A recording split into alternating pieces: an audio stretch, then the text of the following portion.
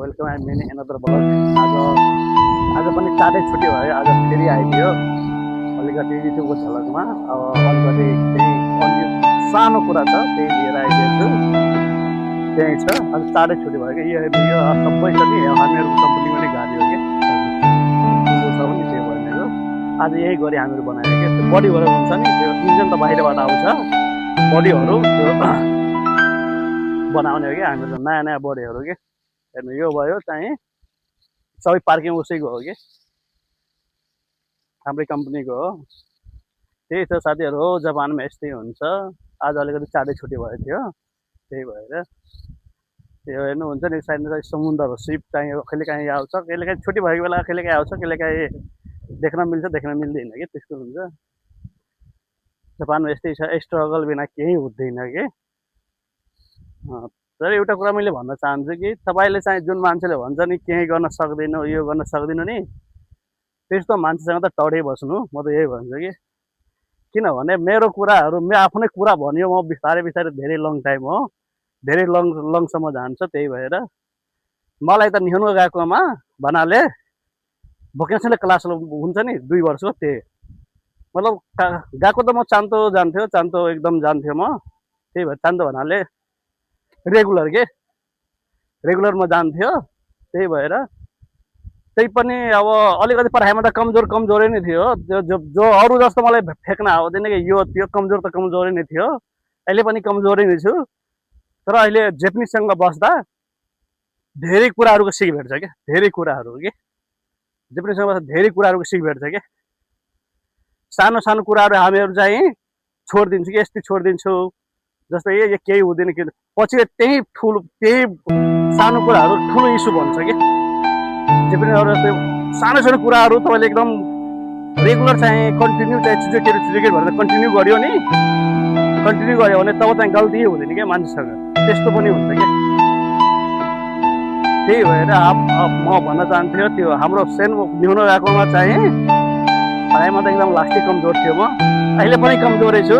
तर अहिले जेपनिजसँग बस्दा बस्दै भाषा चाहिँ अब सिक्न लागेको छु कि, सिक्न कि मतलब धेरै सिकिसक्यो। मतलब कन्भर्सेसन कसरी हुन्छ, के गर्ने भन्ने हुन्छ, त्यो भएर सिक्न त सिकिसकेको छु। अब एकैचोटि उ जस्तो कहाँ बोल्न सक्छु म, त्यही हो। यस्तै छ साथीहरू,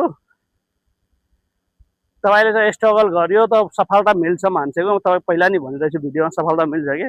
मलाई त नगएकोमा तिमीले त म सेचिको पेपर दिँदिन अरे भन्थ्यो, त्यस्तो भनेको थियो कि। तिमी पढ्न भुस्कल छौ, तिम्रो यसमा खाइछ गएको सेनमुन भए छैन।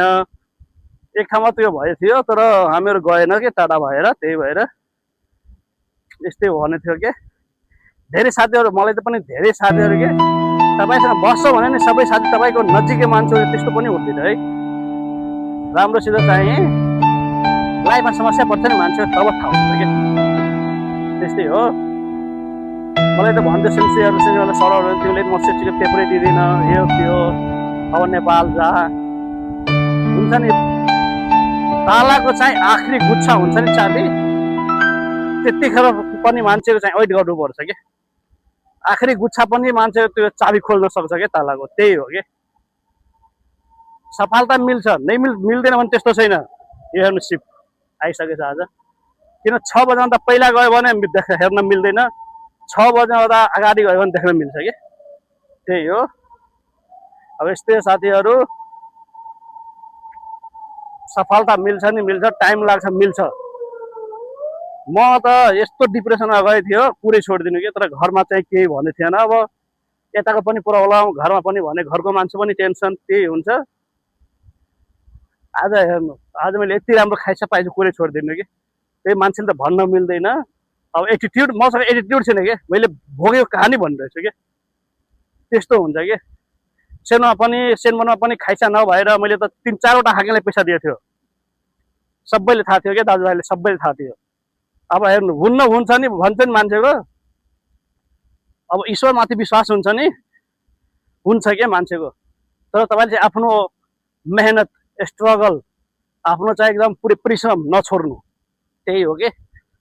अब नेक्स्ट भिडियोमा म भन्दैछु कुराहरू, यो मेरो रियल कहानी हो कि। मेरो साथीहरूले पनि भिडियो हेरेर उसले स्योर भन्छ कि मैले भोगेको कहानी भन्छु कि, त्यही भएर है।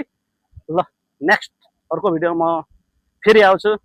चाँडै छुट्टी हुन्छ कम्पनी त आउन सक्छु म। चाँडै छुट्टी हुँदैन कि, किनकि आज पनि 1-1.5 घन्टा भयो। हाम्रो जो चाहिँ लिडर बुढो हो कि, मतलब सबै यता मेरो कम्पनीमा 70 वर्षदेखि माथिको नै हो कि। यङ म मात्रै हो 25 देखि 28 वर्षको। यो एउटा जे पनि छ ऊ पनि 35 कि 40 पुग्न लागेछ कि। अब सबै रिटायर हुनेवाला छ, के हुन्छ। ल अब मेरो चाहिँ ट्रेन पनि आइसक्यो। अब अर्को भिडियोमा भन्छु है। ल तर भिडियोलाई फलो सब्सक्राइब गर्न नबिर्सनु प्लिज है। म जापानको चाहिँ कहानी सबै प्रेरणादायी सुनाउँदैछु हजुरहरूलाई है। ल नेक्स्ट ब्लगमा म भन्दैछु कुराहरू है।